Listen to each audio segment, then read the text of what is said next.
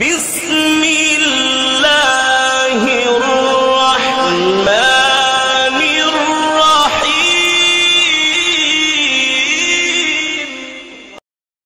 جب تک ہم اپنے مقصد کو پورا کرتے رہیں گے اللہ کی نظر میں ہماری قیمت ہوگی۔ ہمیں کوئی پریشانی ہوگی، تکلیف ہوگی تو اللہ ہماری مدد کریں گے، اللہ ہماری حفاظت کریں گے، اللہ خیال رکھیں گے۔ اور جب ہم مقصد کو پورا کرنا چھوڑ دیں گے تو ہم اللہ کی نظر میں بے قیمت ہو جائیں گے، پھر ہمارے ساتھ جو مرضی ہوتا رہے اللہ کو اس کی کوئی پرواہ نہیں ہو۔ آج آپ آنکھوں سے دیکھ رہے ہیں نا کہ مسلمان اپنے مقصد کو بھول کے زندگی گزار رہا ہے، اور مسلمان کے ساتھ کیا ہو رہا ہے؟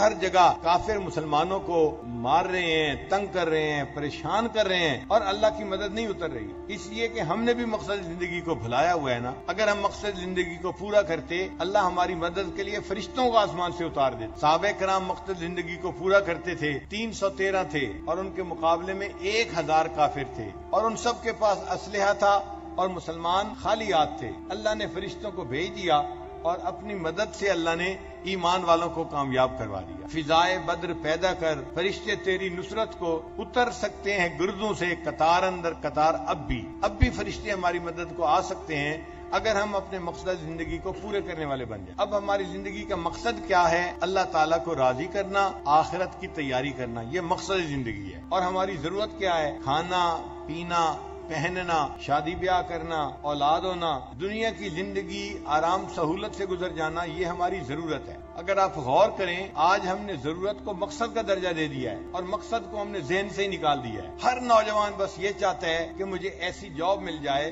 جس میں مجھے اچھا گھر بھی مل جائے، گاڑی بھی مل جائے، اور میری اچھی جگہ شادی بھی ہو جائے، اور میری زندگی سہولت کے ساتھ گزرے، اسی کے لیے لگا ہوا ہے، اور اس میں حلال اور حرام کا پھر خیال نہیں رکھتا۔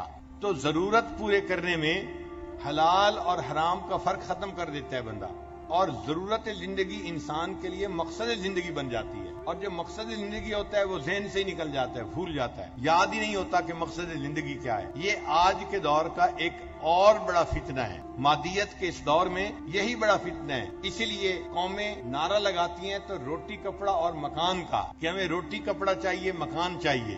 بھئی آپ کو ایمان بھی چاہیے، وہ یاد ہی نہیں ہوتا، ایمان کا تذکرہ ہی نہیں ہوتا کہیں، ایمان بھی چاہیے یا نہیں چاہیے، بس روٹی کپڑا مکان۔ اور اچھا حاکم وہ سمجھا جاتا ہے جو قوم کے لوگوں کو روٹی کپڑا اور مکان پہنچا دے، پرووائڈ کر دے۔ تو مطلب یہ کہ ضرورتیں مقصد بن جاتی ہیں، اور جو مقصد ہوتا ہے وہ ذہنوں سے ہی نکل جاتا ہے، بھول جاتا ہے انسان مقصد کو۔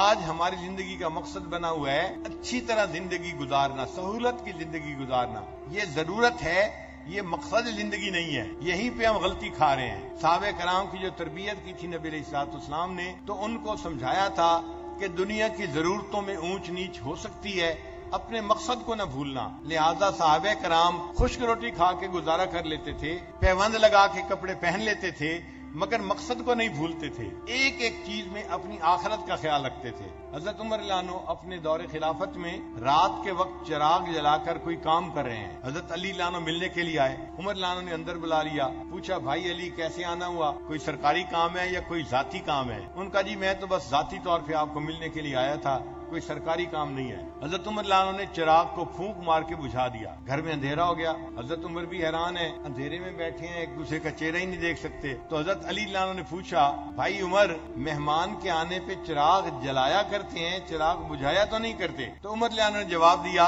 علی بھائی آپ نے ٹھیک کہا کہ مہمان کے آنے پہ چراغ جلاتے ہیں، بجھاتے نہیں ہیں، مگر میں نے اس لیے بجھا دیا کہ مجھے اور آپ کو یہ زیب نہیں دیتا ہم ذاتی گفتگو کرتے رہیں اور بیت المال کے پیسے کا تیل جلتا رہے۔ اتنا آخرت کا خیال تھا کہ چھوٹی چھوٹی چیزوں میں بھی اسی طرح دھیان رہتا تھا کہ آخرت خراب نہیں ہونی چاہیے، تو چراغ بجھا دیا کہ بیت المال کے پیسے کا تیل فضول نہیں جلنا چاہیے۔ ہم اگر ذاتی گفتگو کر رہے ہیں تو اس میں بیت المال کے پیسے کا تیل استعمال نہیں کر سکتے۔ یہ کس لیے تقویٰ زندگیوں میں تھا کہ وہ آخرت کو مقصد بنا چکے تھے، اور دنیا کی ضرورتیں ان کی نظر میں کم اہم ہو گئی تھیں۔ آج کی ابتلا یہ ہے کہ دنیا کی ضرورتیں اہمیت حاصل کر گئی، جتنا روٹی کو آج اہمیت حاصل ہے، انسان کی پوری تاریخ میں کبھی روٹی کو اتنی اہمیت حاصل نہیں تھی، اور آج ہم خوب پیٹ بھر کے کھاتے ہیں اور اس کے باوجود اللہ تعالیٰ کی ناشکریاں کرتے ہیں۔ حق تو یہ تھا جس کا کھائیے اس کے گیت گائیے، جس کا کھائیے اس کے گیت گائیے، کھاتے اللہ کا دیا ہوئے ہیں، اور شکوے بھی اسی کے کرتے ہیں. تو ہم ضرورت پوری نہیں کر رہے, ہم تو اپنی خواہشات پوری کرنے میں لگے ہوئے ہیں. حرام حلال ذہن میں ہی نہیں ہوتا, بس ہم نے اچھا کھانا کھانا ہے, پیسہ ہمیں جہاں سے مل جائے. یہی وبال ہے اور یہی آج کے دور کا فتنہ ہے کہ انسان ضرورت کو مقصد بنا چکا اور اپنے مقصد کو اس نے بھلا دیا ہے. اور ہمیں ہر وقت ذہن میں یہ بات رہتی ہے بس ہم خوش رہیں, پریشانی کوئی نہیں ہونی چاہیے. بھئی دنیا کی زندگی میں تو پریشانی ہوگی. ایک بندہ اگر دریا میں چھلانگ لگائے گا تو اس کا جسم گیلا ہوگا یا نہیں ہوگا؟ بتائیں بھائی. کوئی کہہ سکتا ہے جی کہ میں نے دریا میں چھلانگ لگائی, دیکھو جی میرا جسم گیلا ہو گیا. بھئی پانی میں چھلانگ لگائیں گے تو جسم گیلا ہوگا. یہ دنیا پریشانیوں کا گھر ہے. ہم جب دنیا میں ہوں گے تو پریشانیاں ہمیں آئیں گی, دائیں سے بائیں سے, آگے سے پیچھے سے. تو پریشانیوں کا آنا کوئی بڑی پریشانی کی بات نہیں ہے, یہ معمول کی بات ہے.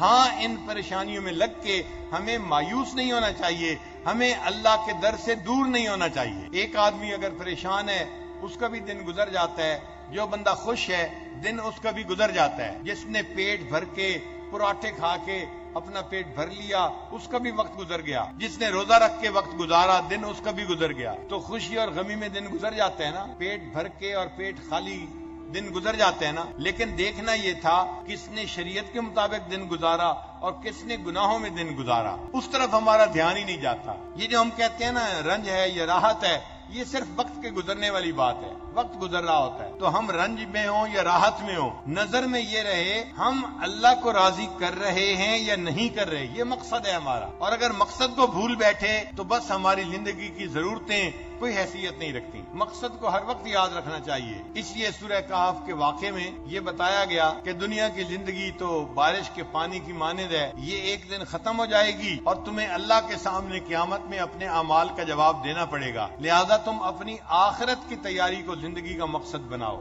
یہ سبق ہمیں بار بار پڑھنے کی ضرورت ہے, ذہن میں اچھی طرح یاد کرنے کی ضرورت ہے.